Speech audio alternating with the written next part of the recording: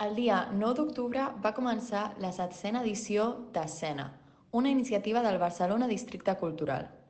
Durant 3 mesos s'ofereixen de manera gratuïta espectacles musicals, teatrals, de dansa i de circ per diferents espais a barris descentralitzats. Mis coses i jo, de Diana Pla, és un dels espectacles que forma part del programa.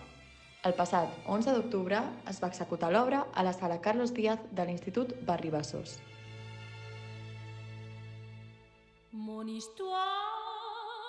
Diana Pla porta a escena una obra innovadora que retrata el procés de creació d'un espectacle.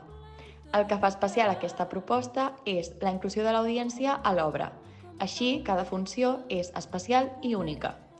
Carles Llàcer, connector cultural d'Escena al Barcelona Districte Cultural, afirma que l'objectiu d'aquest esdeveniment és apropar-nos al públic que no ha anat mai al teatre.